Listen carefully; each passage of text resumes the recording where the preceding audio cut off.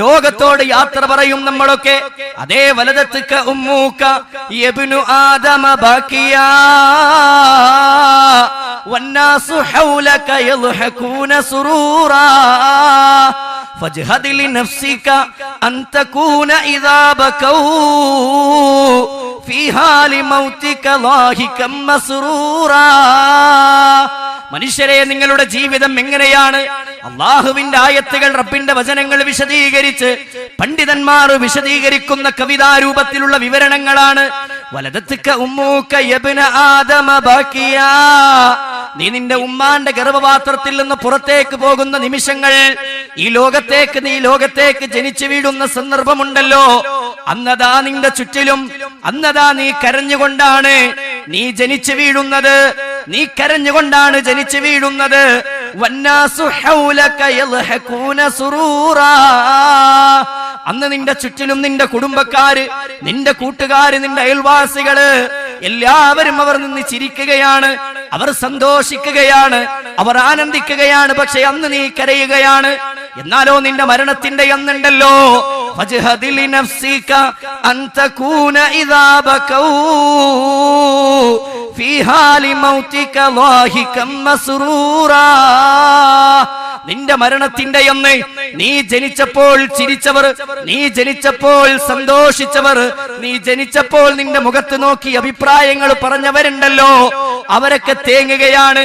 നീ ഒന്ന് മരിച്ചു കിടക്കുന്ന സമയമായി, നിന്റെ റൂഹ് തൊണ്ടക്കുഴിയെ വന്ന് പിടികൂടുന്ന സന്ദർഭമായി, എല്ലാവരും തേങ്ങുന്ന നിമിഷങ്ങളായി. ഉമ്മയെ ഓർത്ത് പൊഞ്ചുമക്കള് കരയുകയാണ്. പടച്ചോനെ, എന്റെ വാപ്പയെ യാത്ര പോയല്ലോ, എന്റെ ഉമ്മ യാത്ര പോയല്ലോ, ഇനി എനിക്ക് ഭക്ഷണം വിളമ്പിത്തരാൻ എന്റെ ഉമ്മയില്ലല്ലോ, സ്കൂളിലേക്ക് എന്നെ കൊണ്ടുപോയി ചേർക്കാനും എനിക്ക് ബാഗ് വാങ്ങിത്തരാനും പുസ്തകം നൽകാനും എനിക്ക് ഉമ്മയില്ലല്ലോ, വാപ്പയില്ലല്ലോ എന്നോർത്ത് വിതുമ്പുന്ന പിഞ്ചോമനകൾ ഉണ്ടെങ്കിൽ, നാളെ ഏതെങ്കിലും യതീംഖാനയുടെ തൂണിൽ പിടിച്ച് കരയുന്ന മക്കളില്ലേ? ആ മക്കളെ സംബന്ധിച്ചുള്ള കൃത്യമായ ഒരു ബോധം നമുക്ക് വേണം.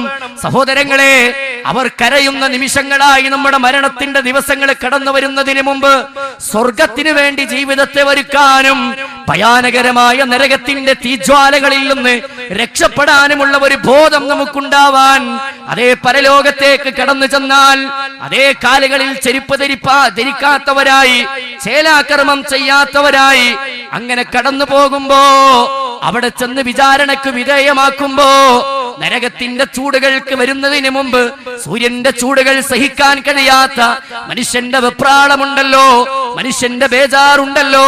ശിക്ഷകൾ ഇങ്ങനെ മുന്നിൽ കാണുമ്പോ മഹാന്മാരായ പ്രവാചകന്മാരൊക്കെ മുന്നിൽ വന്ന് നിന്നാലും ശുപാർശ ചെയ്യാൻ വേണ്ടി ആവശ്യപ്പെടുന്ന നിമിഷങ്ങളായി, മുത്തഖീങ്ങൾക്ക് വേണ്ടി, തഖ്വയുള്ളവർക്ക് വേണ്ടി മഹാനായ നബി കരീം സല്ലല്ലാഹു അലൈഹി വസല്ലമ ശുപാർശ നൽകും.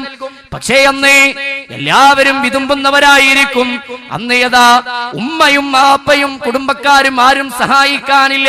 വലഖദ് ജിഅ്തുമൂനാ ഫുറാദാ കമാ ഖലഖ്നാകും അവ്വല മറ.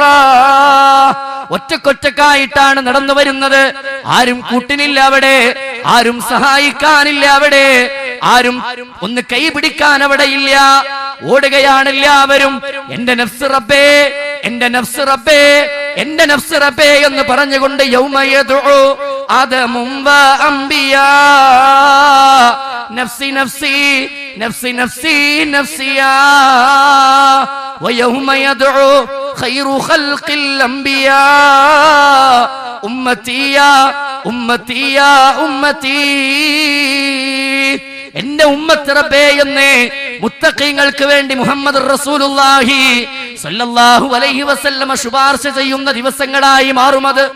അന്നേ സ്വന്തത്തെ രക്ഷപ്പെടുത്താൻ കഴിയില്ല.